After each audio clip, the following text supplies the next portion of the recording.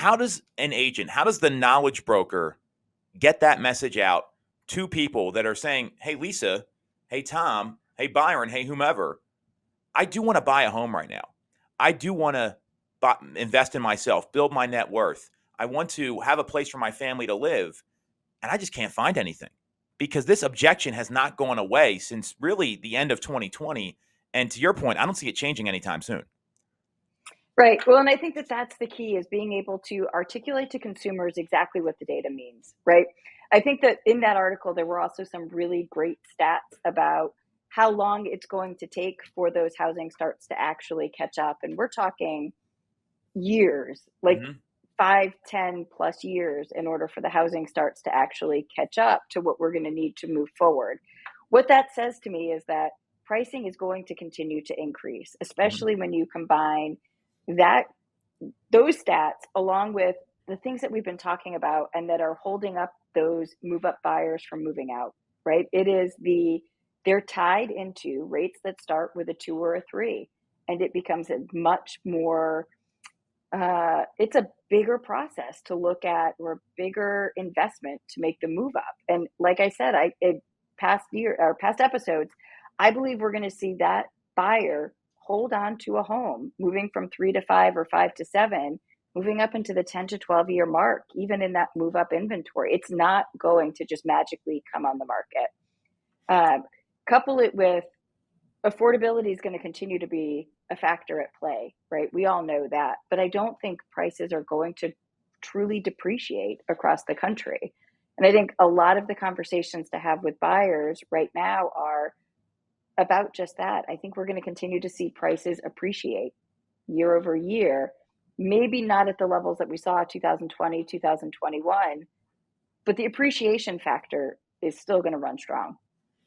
Yeah, I don't see a world where prices come down. I couldn't agree with you more. And we've got Nope. this demand. So what we left out with those past stats is that we got 15.6 million households and only 13.1 million housing units were started. And then again, about 3.5 of those were multifamily. And almost 95%, 94.5% of all the multifamily homes that are being built, they're intended to be rentals, right? So those aren't Yep. on the table for a lot of folks. And we're talking about purchasing property. So, and at the end of 2022, multifamily housing starts represented 35.1% of all the housing starts, which is the highest level since 2015. We were coming out of that depression that we saw from 2008. So when you look at all of this, I think the challenge here is these median price points. So this number might Yep. floor you here, Lisa. And you and I both work in closer to the median than a luxury market. I think that, and Boston's a little pricier than where we are in Philadelphia, but it's more of a median market. And just 10% of the homes that sold in the fourth quarter of 2022 sold for under 300,000. That number in 2019 was 41%. I mean, that's Yep. dramatic. I mean, and you talk about how prices have risen these past couple of years. It's not going to be that same pace. That was unsustainable. Excuse me. But what we will see is that they're still going to go up 3 to 5% every year. I don't see that slowing down at all. Is that your prediction? Yeah, I honestly, I think it's going to be on the higher end of that. I think we could see it 5, 6, maybe even 7 in some markets. I think some markets will see 3, right? I think some will see the lower end, but I think in that meat and potatoes purchase, which I think most agents typically work in, right? Like that's the best way that I can always say it. It's not a luxury purchase. It's where people are purchasing out of need.